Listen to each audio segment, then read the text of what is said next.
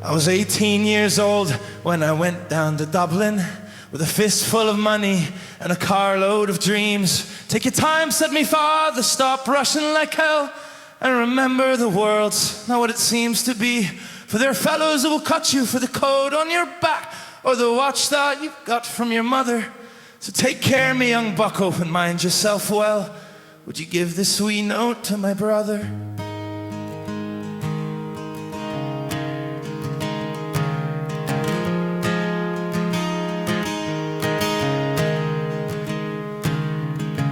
At the time, Uncle Benji was a policeman in Brooklyn. My father, the youngest, looked after the farm.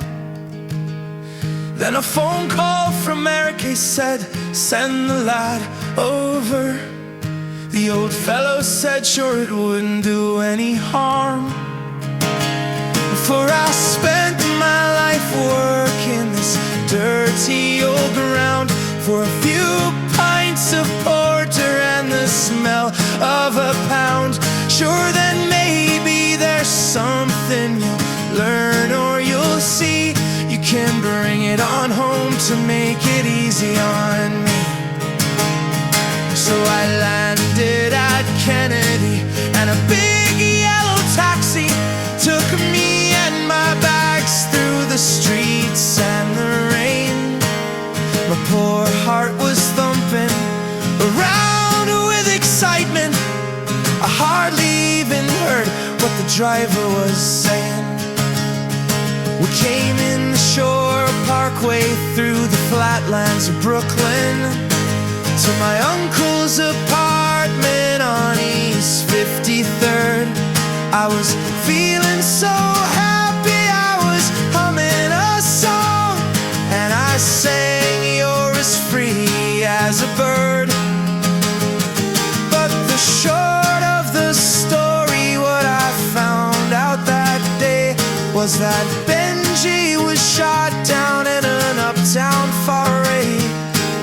And while I was flying my way to New York, poor Benji was lying in a cold city morgue.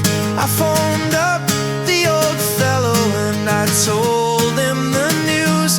I could tell he could hardly stand up in his shoes, and I wept when he told me go ahead with the plan and not to forget, be a proud Irishman. So I went up to Nellie's beside Fordham Road, and I started to learn about lifting a load. But the heaviest thing that I carried that year were the bittersweet thoughts of my hometown so dear. I went back that December 'cause the old fellow died. Had to borrow the money from Phil on the side.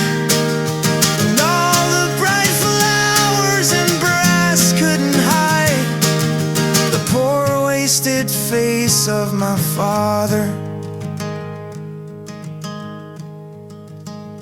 I sold off the old farmyard for what it was worth, and into my bag stuck a handful of earth. Then I boarded a train and I caught me a plane, and I found myself back in the US again. It's been 22 years since I set foot in Dublin.